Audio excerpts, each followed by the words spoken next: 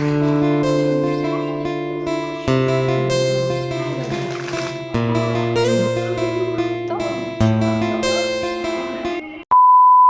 থেকে উঠেছি সকাল ৬টার সময়। আজকে তো অনেক কাজ, মামা শ্বশুর আসবে ভাইফোঁটার জন্য। তো সেই কারণে আমি ঘুম থেকে উঠে আগে বাসি ঘরে সমস্ত কিছু কাজ করে নিয়েছি। ঘর ঝাড় দেওয়া থেকে শুরু করে ঘর মোছা সমস্ত কিছু করে নিয়েছি। চান করে একটুখানি শ্যাম্পুও করেছি। আগের দিন রাতে একটুখানি মাথাটা যন্ত্রণা করছিল, তাই মাথায় তেল দিয়েছিলাম। আর আজকে শ্যাম্পু তো করতেই হবে, ভাইফোঁটা বলে কথা। যাই হোক, এদিকে দেখো জামা কাপড়গুলো ভালো করে শুকিয়ে দিলাম। চলো এবার ইন্ট্রোটা দিয়ে দিই। কেমন আছো বলো সবাই? আশা করছি সবাই অনেক ভালো আছো, সুস্থ আছো। আমার নতুন একটা ভিডিওতে তোমাদের সকলকে জানাই অনেক স্বাগত। আমার ছোট ভাই ও দাদাদের জানাই ভাইফোঁটার অনেক অনেক শুভেচ্ছা। জানি ভাইফোঁটা তো পেরিয়ে গেছে, কিন্তু কি করব বলো, ভিডিওগুলো তো দিতে আমার দেরি হচ্ছিল, কারণ এখানে তো নেটওয়ার্কের একে প্রবলেম, আমার সময় হচ্ছিল না। সব মিলিয়ে দোষটা আমারই। জানি তোমরা আমাকে অনেকেই বলেছো কমেন্ট করে, আর দেখা হতে অনেকেই বলেছো, যারা আমার ব্লগ দেখো বা পার্সোনালি যারা আমাকে চেনো তারাও বলেছো যে ব্লগ দিচ্ছি না কেন। এই কারণ জানো তো, নেটওয়ার্কই থাকে না, আমারও কি দিতে ইচ্ছে করে না। তারপরে এসে এই যে দেখো সোজা লেগে পড়েছি কাজকর্ম করতে। কাজকর্ম বলতে পারো, আজকে যে ভাইফোঁটা, চিকেন না হলে একটু হয়। তো এদিকে রান্নার জন্য তোড়জোড় শুরু করে দিয়েছি। আমি সকালবেলা খেয়ে নিয়েছি, কিন্তু এখনও পর্যন্ত তোমাদের দাদাভাই আবার হচ্ছে দোকান গেছে। মানে আজকে দুবার ওকে বাজার যেতে হয়েছে। তো এদিকে দেখো আমি পেঁয়াজ, আদা, রসুন এগুলো সমস্ত কিছু ছাড়াচ্ছি। তোমাদের দাদাভাইকেও আর একটু পরে বসিয়ে দেবো। সঙ্গে শাশুড়িকেও বললাম তুমি আদা রসুন এগুলো পেস্ট করে নিয়ে আসো শিলনোড়াতে। তো যাই হোক, ওই জন্য শিলনোড়াতে বাটতে গেছে। আজকে সমস্ত কিছু গুছিয়ে দিয়ে তারপরে আমাকে যেতে হবে বাবার বাড়ির উদ্দেশ্যে। আজকে বাবার বাড়ি যাব না, কোথায় যাব সেটা কালকের ব্লগে দেখতে পাবে।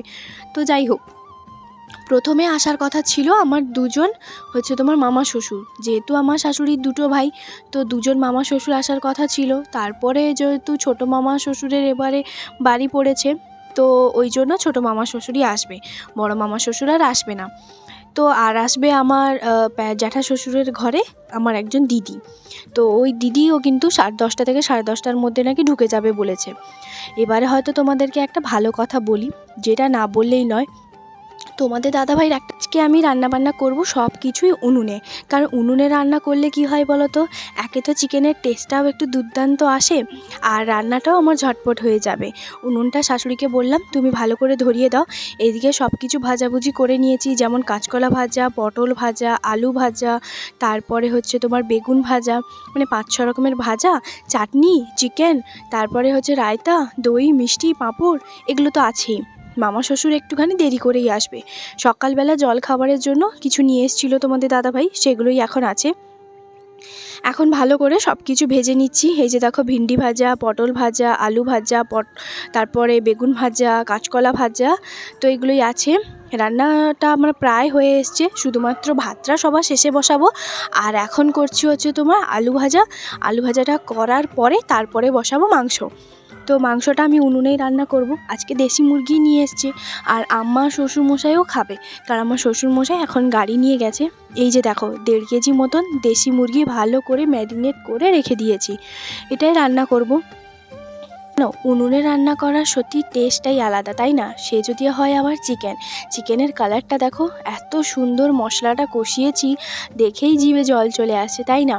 তো যাই হোক, রান্নাবান্না করে আমরা কিন্তু বাড়িতে খাবো না, আমরা তো খাবো অন্য একটা জায়গায়। সেটা তো বললাম কালকের ব্লগে দেখতে পাবে। দাঁড়াও, শাশুড়িকে একটুখানি ফোনটা ধরিয়ে দিই। শাশুড়ি এখানে বসছিল, যেহেতু উনুনের কাছে একটুখানি বসাতে বললাম। আমি বললাম তুমি একটুখানি বসো, আর যেহেতু উনুনটা জালটা ঠিকঠাক আছে কিনা তুমি একটুখানি দেখো, কারণ ওই সব কাজ আমি খুব একটা পারি না।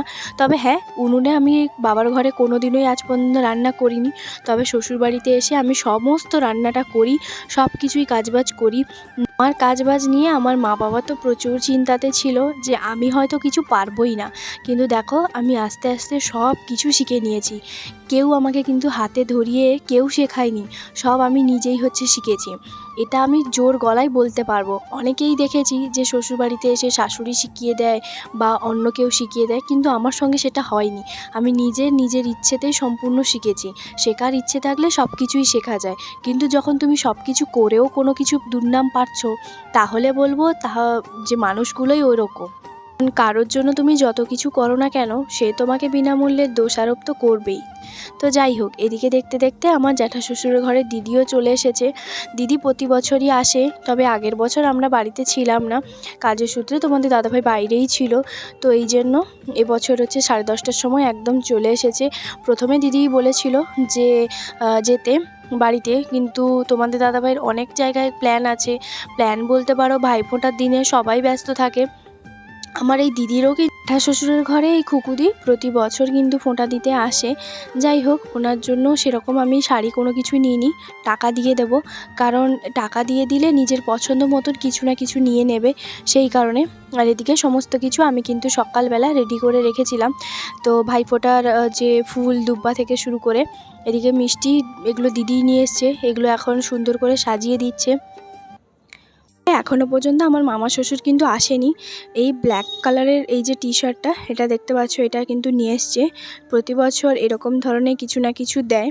তো যাই হোক, এরপরে হচ্ছে সমস্ত কিছু বের করছে, আর এরপরে ভাইফোঁটার পর্ব শুরু হবে। তো চলো দেখো ভিডিওটা, আশা করছি ভালো লাগবে। আজকে ভাইফোঁটার দিনে কতই না আনন্দ হয়, তাই না? হ্যাঁ হ্যাঁ, আমার নিজের কোনো ভাই বা দাদা কেউ নেই, কিন্তু আমার 2 বোন, কখনোই আমরা মনে করি না যে আমার ভাই বা দাদা কেউ নেই। ছোটোবেলা থেকে আমার দাদুভাইকেই আমরা ফোঁটা দিই, আর দাদুভাই আমার 4 বোনের কাছ থেকে নেয়। যেমন আমার মাসির ঘরে 2 বোন আছে, আমরাও যেমন আছি, তো আমরা দিই। তারপরে আমার দিদির বিয়ে হয়ে যায়, আমি তখন ক্লাস 5-এ পড়ি। আমি আমার জামাইবাবুকেও কিন্তু ফোঁটা দিই। এইদিকে তোমাদের দাদাভাই চান টান করে এখন চলে এসেছে। আর এই টি শার্টটা না তোমাদের দাদাভাইকে একটু বড় হয়ে গেছে, তো ওই জন্য খুলে প্রথমে দেখছে। আর দিদি কিন্তু এটাই বলছে যে তুই পরে দেখ, আমি আরও 2টো নিয়ে এসেছি। কারণ যেহেতু অনেকজনকেই দিদি ফোঁটা দেয়, আর দিদির নিজের হচ্ছে তোমার 2জন ভাই আছে, তো তাদের জন্য নিয়ে এসছে, সব একই সাইজের। তো সেই জন্য পরে দেখছে। প্রথমে বলছে যে দাঁড়াও এটা পরে দেখি, তারপরে বলছি। তো এটা পরে দেখলো, আর ওটা হয়নি, একটু লুজ হয়ে গেছে। তারপরে এই টি শার্টটা একদম পারফেক্ট। তো ওই যে এখন খুলে দেখছে, কালারটাও ভীষণ সুন্দর, তাই না? তো যাই হোক, এখন পরে দেখছে, বলছে হ্যাঁ এটা একদম ঠিক হয়ে যাবে, কারণ দেখেই বুঝে গেছে যে হ্যাঁ একদম হয়ে যাবে। চলো এখন তোমাদের দাদাভাইকে পরে কেমন লাগছে একটুখানি দেখে আসুক আয়নাতে।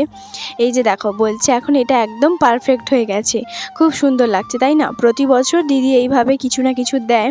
তবে আমার জ্যাঠা এদিকে আমারও রান্নাবান্না সব কিছু হয়ে গেছে, শুধুমাত্র তোমাদের দাদাভাইয়ের এই ফোঁটা পর্বটা শুরু হয়ে গেলে তারপরে আমার মামা শ্বশুর আসবে। মামা শ্বশুরকে যদিও বা 2-3 বার তোমাদের দাদাভাই কল করে দিয়েছে, সঙ্গে আমিও করে দিয়েছি। চলো এখন ফোঁটা পর্ব শুরু হলো। এই যে দেখো, আচ্ছা তোমাদের মনে কার কার এরকম প্রশ্ন আসছে মনে, বলতে পারো যে তোমাদের দাদাভাই নিজের কোনো বোন বা দিদি আছে কি না? জ্যাঠা শ্বশুরের ঘরে দিদি ফোঁটা দিতে এসছে বলে তাই হয়তো তোমরা হয়তো কিছুজন ভাবছো। হ্যাঁ হ্যাঁ, তোমাদের দাদাভাইয়েরও একজন দিদি আছে, তবে না থাকার মতন।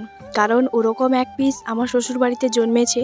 আমি চাই পৃথিবী আর কোনো কারোর ঘরে এরকম এক পিস যেন না জন্মায়। ওর মতন মেয়ে থাকা সত্যি না থাকার মতনই। কারণ যে ভাই নিজের দিদির জন্য জীবনে এত কিছু করেছে, এত মানুষের হাতে পায়ে ধরে দিদির সংসারটাকে টিকে রেখেছে, সেই দিদিকে, এই দিদি আজকে কিনা ভাইফোঁটার দিনে না একটা ফোন, না একবার ডেকেছে। তো যাই হোক, কিন্তু তোমাদের দাদাভাই যতটা স্ট্রং উপর থেকে, ভেতরে কিন্তু ততটাই দুর্বল। কারণ ও ওপরে যতই হাসুক না কেন, ভেতর থেকে খুবই কষ্ট পাচ্ছে। যাই হোক, এদিকে আমাকেও হচ্ছে একটু মিষ্টি খাওয়ালো। চলো এর গল্প অন্য দিন, পরে একদিন যদি কোনো দিনও সময় হয় নিশ্চয়ই শেয়ার করব। এদিকে আমি বললাম তোমাদের দাদাভাইকে দিদিকেও একটুখানি মিষ্টি খাওয়াও। তো চলো, এদিকে মামা শ্বশুরও এসছে, মামা শ্বশুরের জন্য একটা প্লেট সুন্দর করে সাজিয়েছি। এখানে কিছু মিষ্টি আছে, ফল আছে, এগুলো সাজিয়ে দিচ্ছি। এখন মামা শ্বশুর কটার সময় এসছে জানো? 11:30 বা থেকে 12টা বেজে গেছে। তো এখানে আমি সমস্ত কিছু কেটে সাজিয়ে রাখলাম। আর এরপরে তোমাদের দাদাভাই আমাকে বলছে যে দেখো তো আমাকে এই জামাটা পরে কেমন লাগছে। আমি বললাম খুবই ভালো।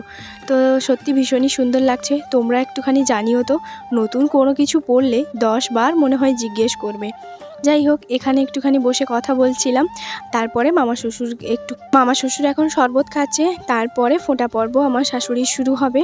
এখনও পর্যন্ত আমি খাওয়া দাওয়া তো করেছি, কারণ আমি না খেয়ে কখনোই ফোঁটা দিই না, আমি খেয়েই ফোঁটা দিই। কারণ আমি ওটা মনে করি ভাই ফোঁটার তো সম্পর্ক, ভাই বোনের হচ্ছে সম্পর্ক, সেখানে আবার না খাওয়া বা খেয়ে ফোঁটা দেওয়ার কী আছে।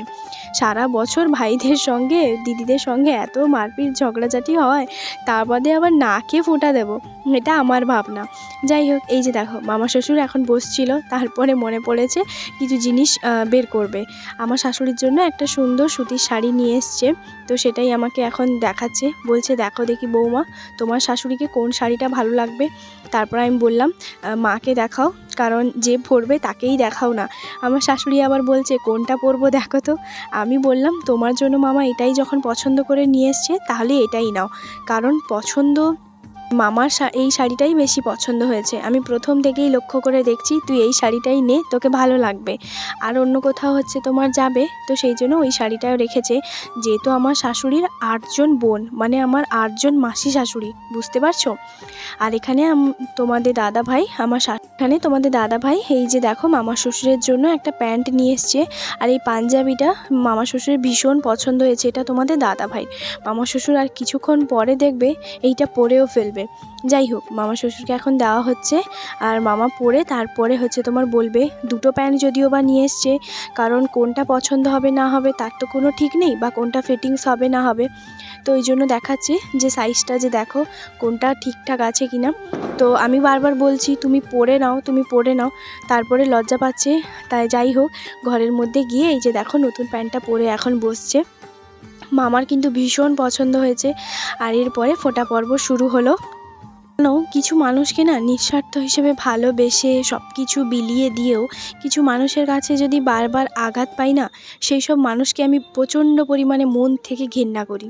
আমার মনে হয় মুখ দর্শন করতেও আমার ওইসব মানুষের ইচ্ছে হয় না। আজকেই একটুখানি কথাটা বললাম, জানি না কে কীভাবে নেবে, তবে আমি তোমাদের সঙ্গে ভালো মন্দ খারাপ সব কিছুই তোমাদের সঙ্গে শেয়ার করি, ভবিষ্যতেও শেয়ার করব। কারণ সবটা সোশ্যাল মিডিয়াতে ভালো ভালো দেখালে তো আর ভালো হয় না, ভেতরে অনেক কাহিনী থাকে। যাই হোক, এদিকে দেখো এখন আশীর্বাদ পর্ব শুরু হচ্ছে। তো এই যে দেখো, এটা হচ্ছে আমার ছোট মামা শ্বশুর। বড় মামা শ্বশুরকেও বলা হয়েছিল, তবে আসেনি। ওই যে বললাম 8 জন মাসি শাশুড়ি না, তো সবার বাড়িতে 2 জন মামাকেই হচ্ছে ঘুরে ঘুরে যেতে হয়, আর সবার বাড়িতে অনেক দূর দূর, তো সেই কারণে। তবে কিছু মাসি শাশুড়ি নাকি বাড়িতে এসছে মামার ঘরে। এখন আমি বলছি মাকে, শাশুড়িকে বলছি তুমি একটুখানি মামা শ্বশুরকে খাইয়ে দাও। তো যাই হোক, সেই জন্য এই যে খাইয়ে দিচ্ছে। আর এদিকে তারপরে একটা ছবি তুললাম, কারণ উনি দেখছি একটু ছবি টবি তুলতে পছন্দ করছেন। যাই হোক, এরপরে মামা দেখো এদিকে মামা শ্বশুর বলছে বৌমা তুমিও হচ্ছে নাও। তো আমি অল্প একটুখানি মিষ্টি ভেঙে নিলাম। আর এরপরে যে পাঞ্জাবিটা দেখেছে, সেই পাঞ্জাবিটা এখন মামা পরছে। মামা তো ভীষণ পরিমাণে খুশি।